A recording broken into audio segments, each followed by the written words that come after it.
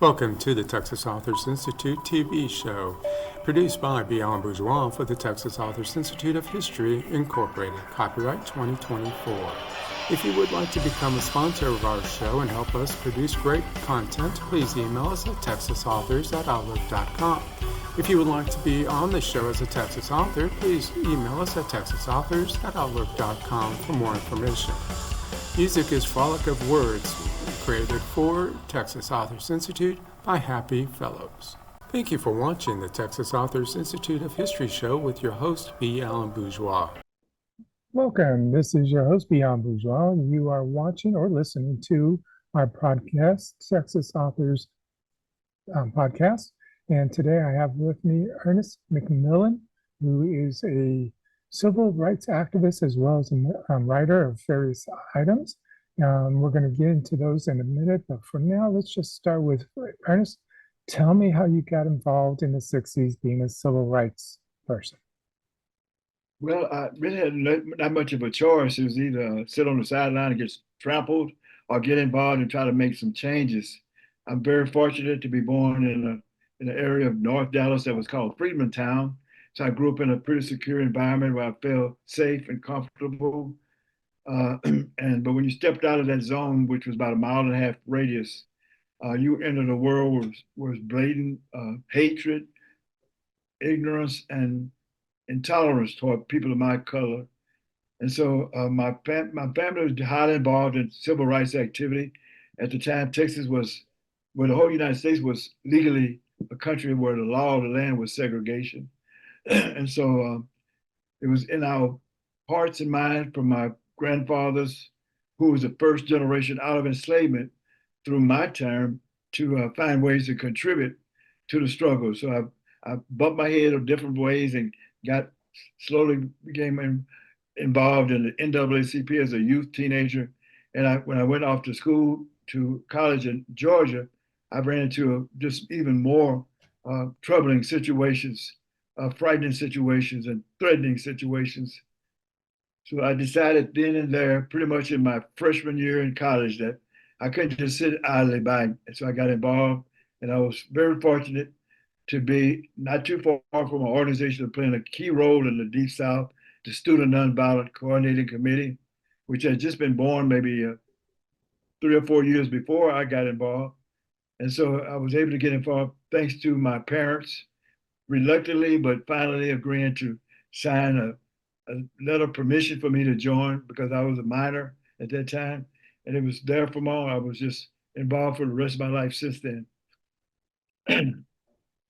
So in the process of doing this, do you feel or are you confident that the work you put into and the work of others has made a difference? I really do. I really do. I think we've made tremendous progress with the creation of the Civil Rights Act, the legislation for voting rights. But unfortunately, and really though, our whole struggle from the 1600s to today has been one step forward and maybe two steps back. So we make some gains, then we have to fight to hold on to them, and sometimes we'll be pushed back. And so that's what I'm seeing even today. We're still not there where we need to be, where we ought to be. I feel I've let down my children and my grandchildren and my generation of who've just come on board, who have gone through so many horrific things that don't know anything other than wars and pandemic and crisis after crisis and racism and shooting of innocent people by policemen and shooting of violence been affecting them in their homes, in their school, in their churches with mass murders.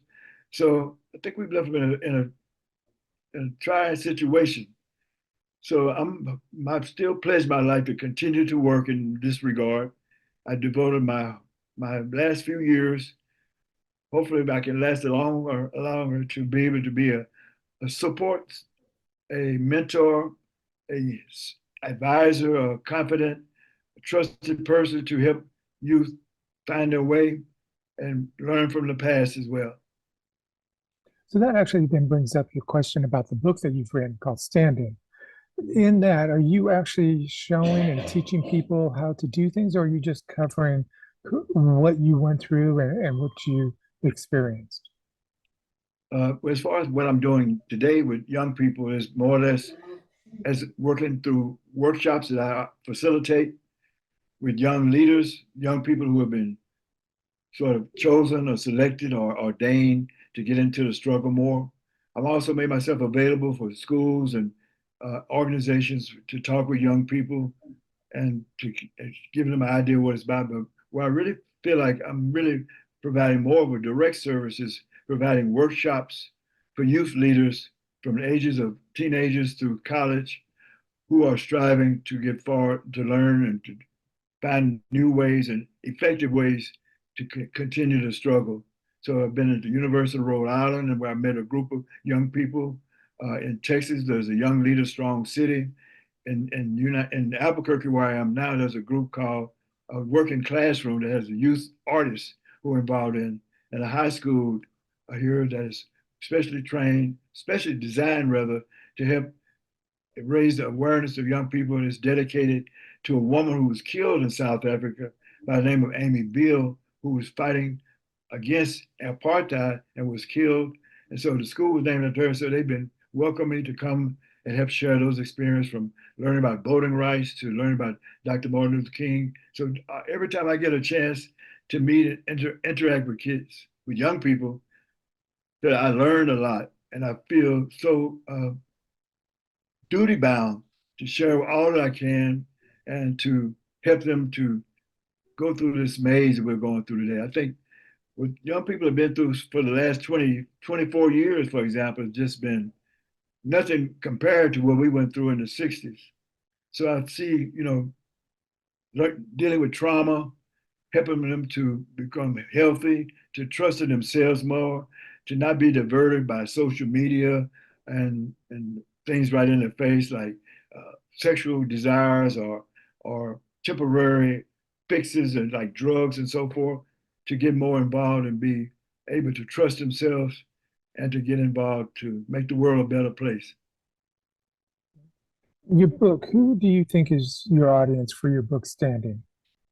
Oh, I'm just amazed. I wrote the book just as a dedication to my family, especially my sons and daughters, as well as my grandchildren, but all young people. I wanted them to get an idea of what we went through then, and hopefully can glean from some of the things I experienced, learn some lessons from being betrayed to being fearful, to being feeling insignificant and unworthy, to becoming more, I guess, more sustained in the struggle, so to bounce back and to continue to fight. So I want them to get a sense of those kind of things, to know that it may look hopeless, but it's not hopeless at all. So that's been the spark that's kind of ignited me to write the book. So I guess the book might be categorized as a book for young adults and all the way to adults. So I'm not sure exactly the market. I didn't have it in mind. My audience was targeted to be just my family, and I want to leave something behind for my children and their friends and associates to have a better sense of what the future may hold for them and what they can do within it. Okay. We have just about a minute left of this segment. In writing the book itself, was there one part that was harder to write than any other? Oh, let's see. There were many difficult parts. I had to just put it down and take a deep breath. I think the hardest part was writing about the time I was a fugitive in the United States. I didn't want to endanger anybody's life because there were so many people who just stepped forward to put me in a safe place, to help me get from one point to another. That was difficult to write about. So trying to be as anonymous as I can, but yet as particular as I could be, to make sure people knew where the people were coming from. So I traveled in so-called underground building work, as fleeing from injustice and being a fugitive of government led by J. Edgar Hoover and his company, the FBI, uh, to, uh, through Canada, Europe, West Africa, and back to the United States to get back involved in the struggle. Those were pretty tough times. But I've been a knucklehead a lot of my life, so being able to talk about foolish things I did as a child, as a young adult, as a college student, as all, those are I try to not beat up on myself, but just to embrace the good as well as the blemishes and the scars and the failures and the incorrect things I've done in the past. So to talk about those, but it's been a fun thing. It's been a therapy for me as well because it was only in 2018, I believe it was, shortly before the pandemic, that I was convinced to really put my heart into writing this book. And so we had what we call a healing circle that was being facilitated. I was selected among the 24 people or so who were involved to help become a co-facilitator for it. So having 20 people who are opening their hearts, who are talking about their lives and some of the things they've encountered and how they've been struggling with bouncing back or with identifying them, who they really are and uncovering those mysteries. I began to tell my story to the people gathered there and follow during a break. A couple of them came to me and said, "Man, you need to write this down. You need to tell your story." And so they not only encouraged me to do so, but they formed a little support group for me, consisted of my niece, Anika McMillan, her husband, Chris Harrod, and another young lady from the group named uh, Kitana, who helped me to just kind of sit down and figure out how to write it and help to organize the chapters and encourage me and support me throughout. So that was a 180-degree turn I made because prior to that, I never really wrote anything except when in high school I was writing for the school newspaper, or in prison I was writing for the prison newspaper. So doing editorials or stories, things like that. But being personal and saying I and talking about me was something I kind of feared to even open that can of worms. But I've managed to get through it. And I hope people will see some value in my stories. Okay. Well, this is a perfect spot for us to stop and let our sponsors do their thing. We'll be right back.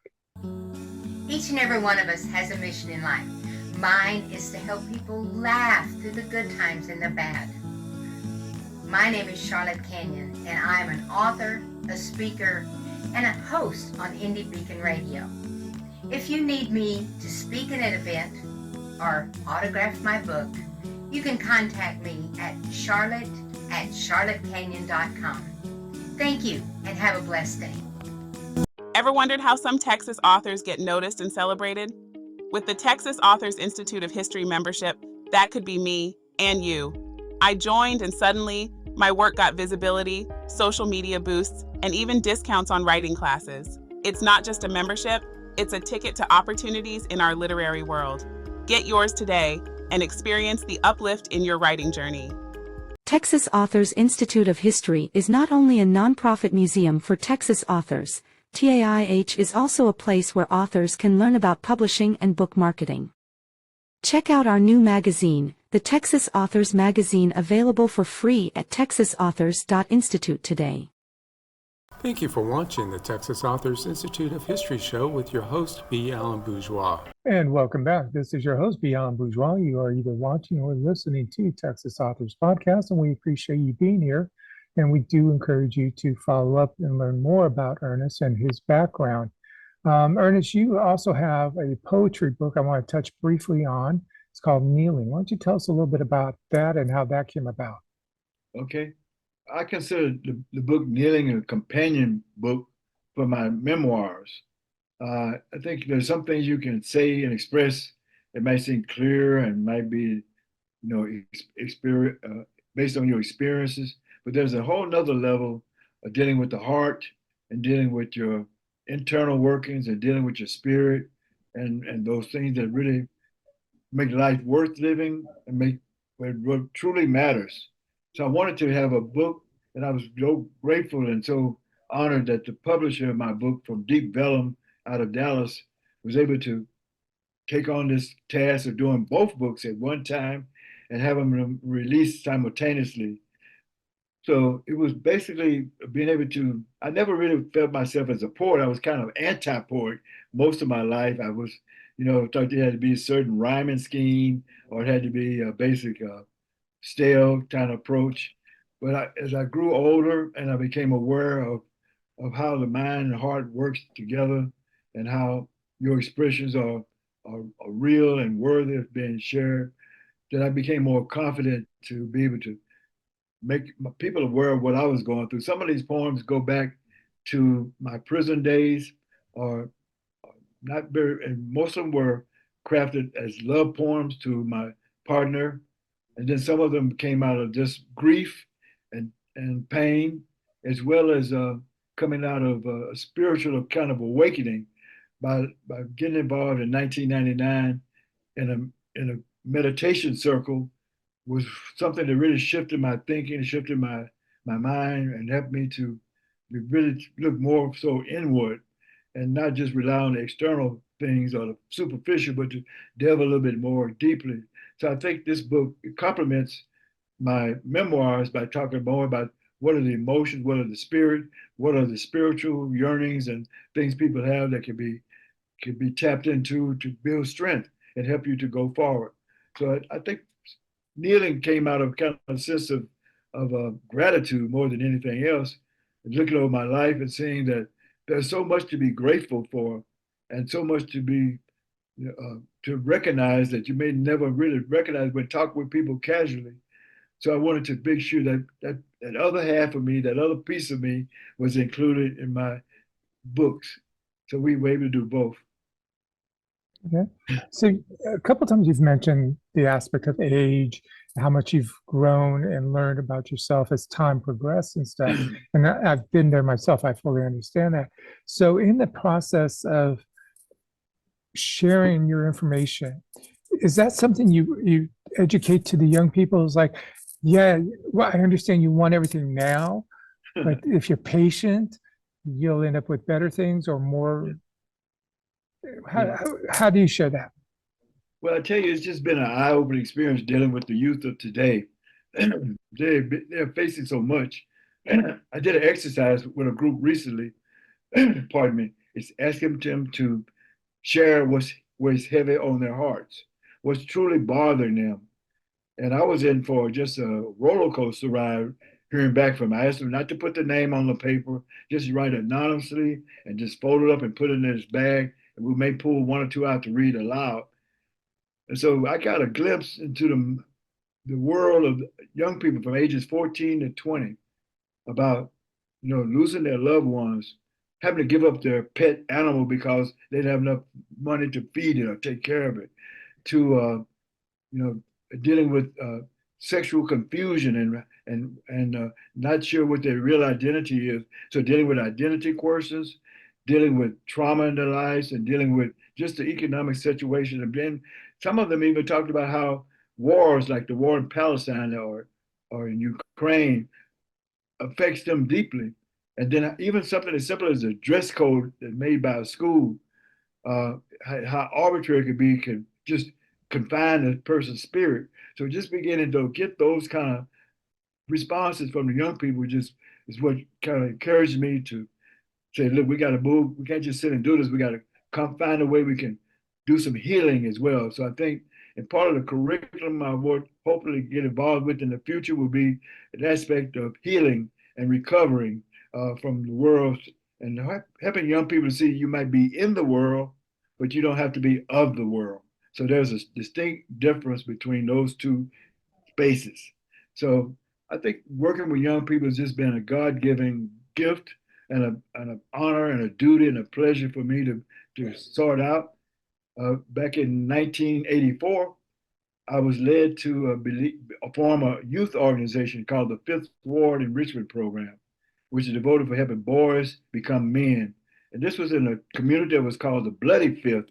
It was such a violent area of Northeast Houston, and that it was also a time of the crack epidemic and also drug wars and cocaine and crack on the streets.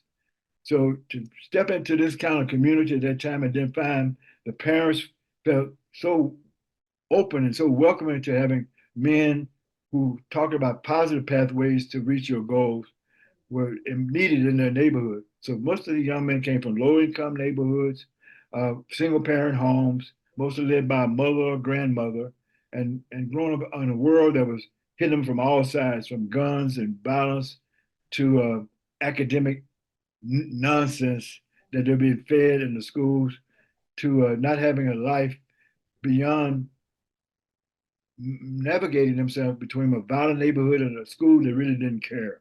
So that was kind of led me to today to realize and embrace the fact that now I am an elder. That's something I've already resisted.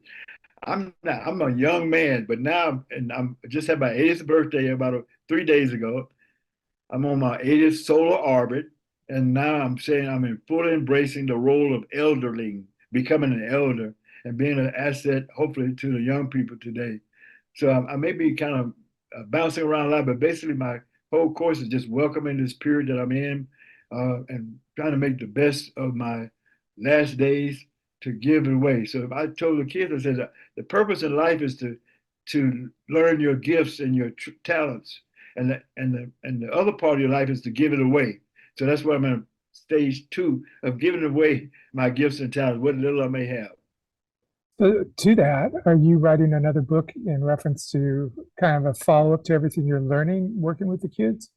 Well, I've been absent from the keyboard and from my computer for writing, but I'm hoping that something will come to me now.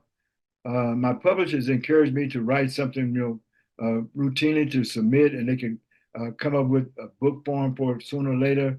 But I've been hesitant about doing that. But I think you approaching where I'm really just festering in my heart right now is to write something that would help the youth of today and kind of translate all that's going on around them, swirling and swirling from climate change to climate catastrophes to just growing up as a young person in the world today. So I think I may be leaning toward that, but I'm not going to force it or rush it or try to make it something happen, but just let it happen. Question about the picture that's on the wall.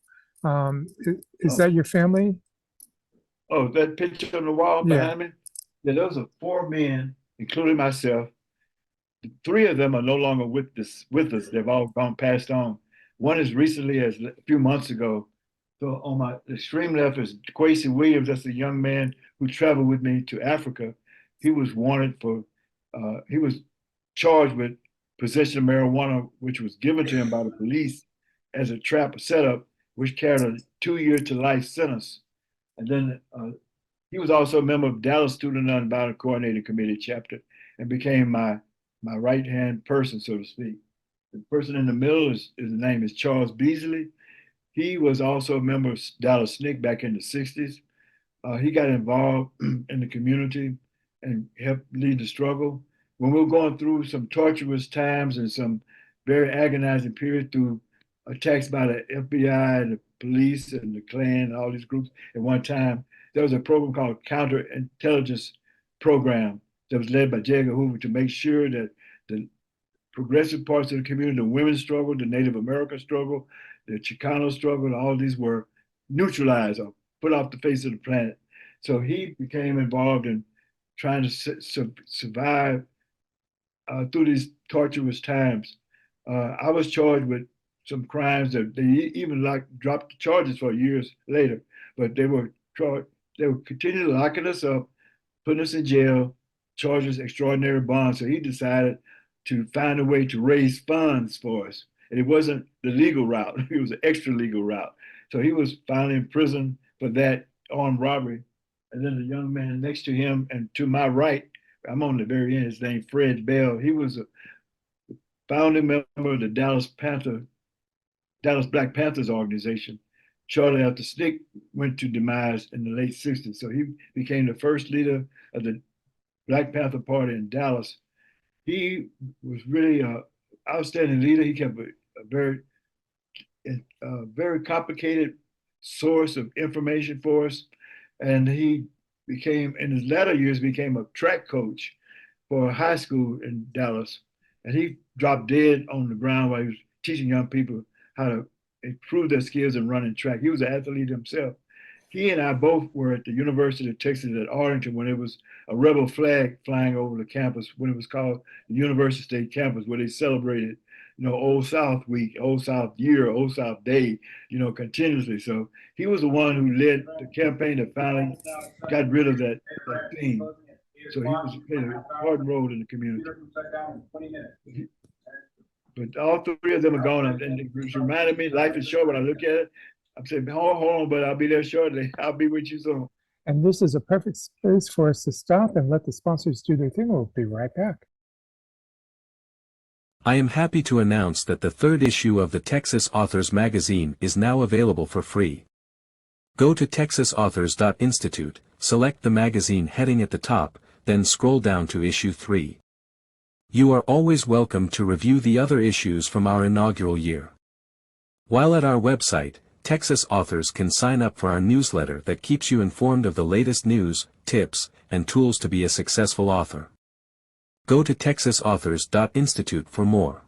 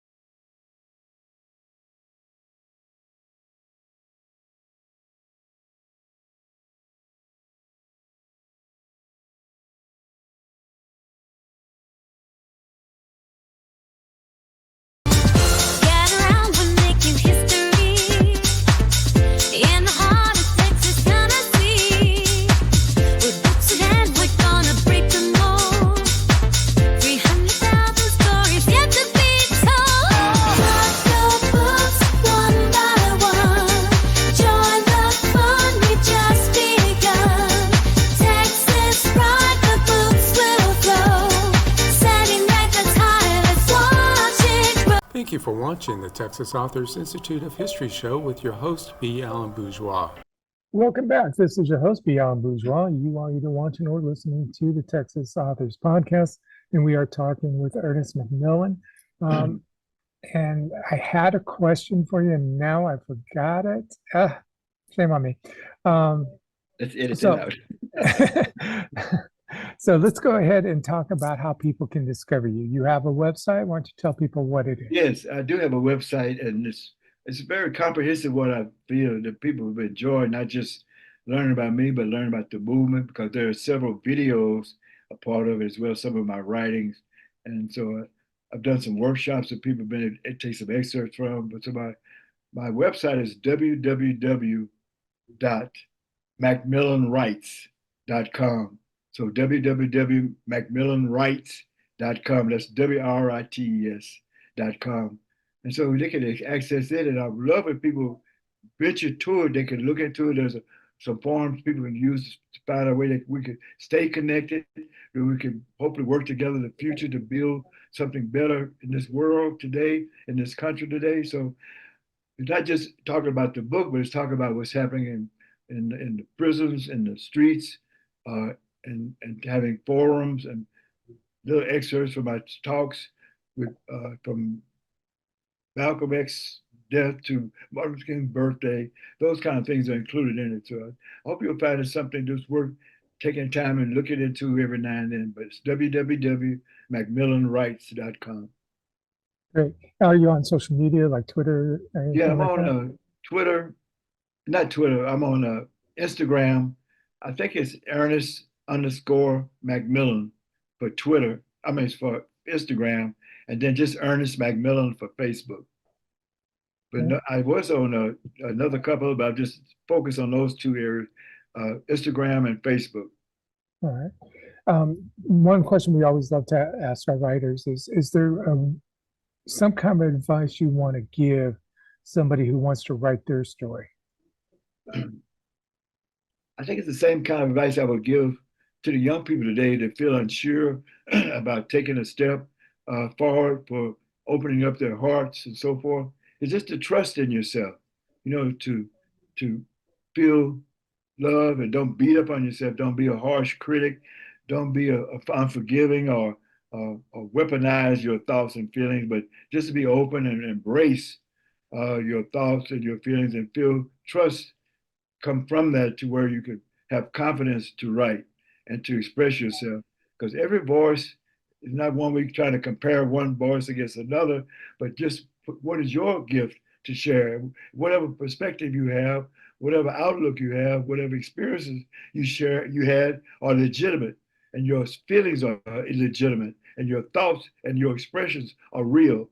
So I think if we can combine those kind of things and just step out, go for it, like I did. Um, I did remember the question I had for you because it's something you've been talking about, and that's becoming an elder.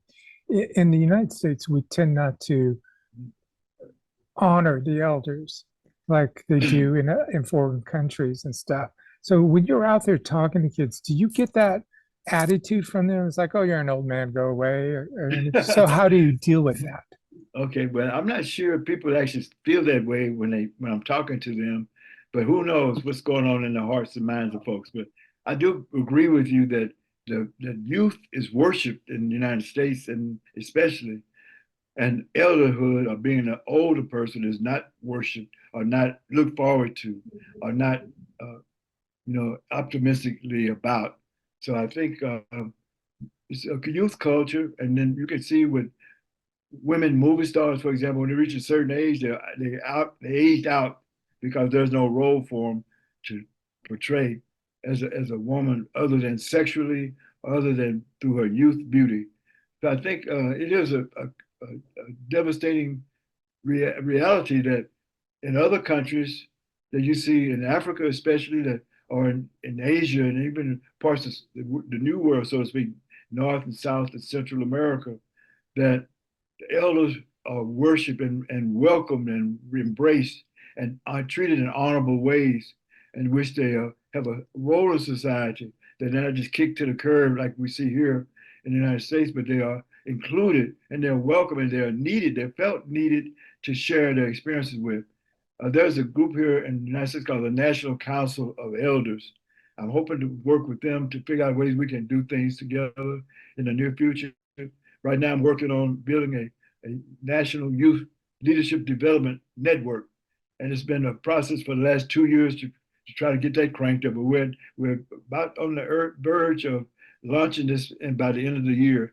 So we've been through a strategic planning session. We've had courses as we begin to hone our scope and focus in on what we want to do as far as curriculum, as far as healing messages, as far as outreach and mentoring, things like that. So I'm looking forward to having a dynamic relationship between elders and youth coming together to interact and strengthen our will, strengthen our communities, uplift our community and people for a better world. And that is a perfect spot for us to stop and finish the show. I thank you very much for your time and we wish you the best of luck. Well, thank you so much. I'll see you in Austin soon. Welcome to the Texas Authors Institute TV show, produced by B Alan Bourgeois for the Texas Authors Institute of History, Incorporated, copyright 2024. If you would like to become a sponsor of our show and help us produce great content, please email us at texasauthors@outlook.com. If you would like to be on the show as a Texas author, please email us at texasauthors@outlook.com for more information. Music is Frolic of Words, created for Texas Authors Institute by